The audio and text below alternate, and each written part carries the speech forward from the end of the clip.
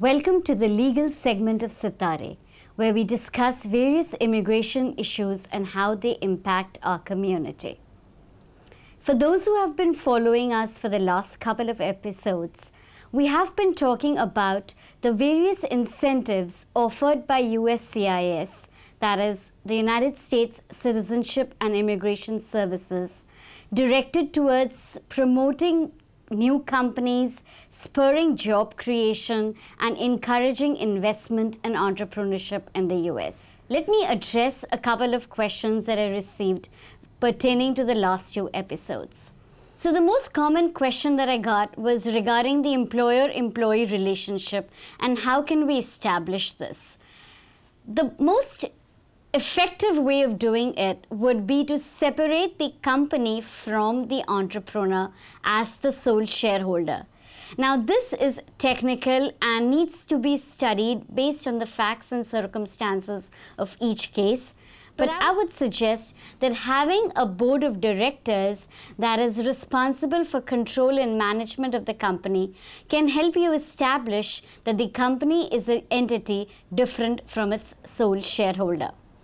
The next commonly asked question is about the EB2 category and how can one demonstrate exceptional ability. Now, exceptional ability is a relative term. There are various ways in which you can prove this. For example, you could prove that someone has an exceptional track record in securing angel funding or venture capital funding for its business. This is exceptional ability that is directly relevant to business and directly beneficial to the national interest. However, I would like to add that each case has to be judged on the facts and circumstances, and there is no customized, unique solution that will apply to both. So your best bet is consulting an experienced and seasoned attorney who can examine the facts and advise you accordingly. So let's take this discussion further. Today we're going to talk about the national interest waiver and how it applies to a foreign entrepreneur. The national interest waiver exempts an entrepreneur from having a job offer in the US and from filing a perm with the Department of Labor.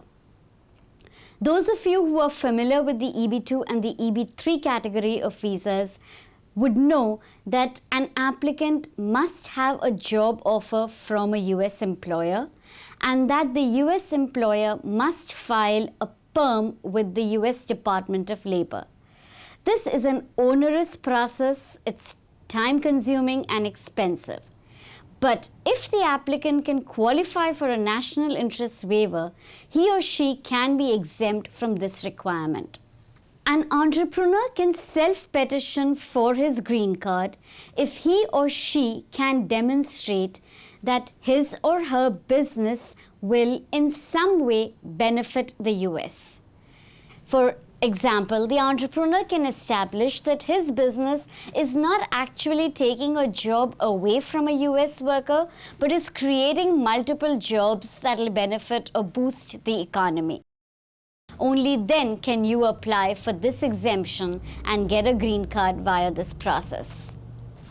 Next week, we'll discuss the last of these options available for entrepreneurs and businesses, where we'll talk about the EB5 category of immigrant visas. Again, feel free to send me your questions at shweta@khandelwallaw.com. See you next week.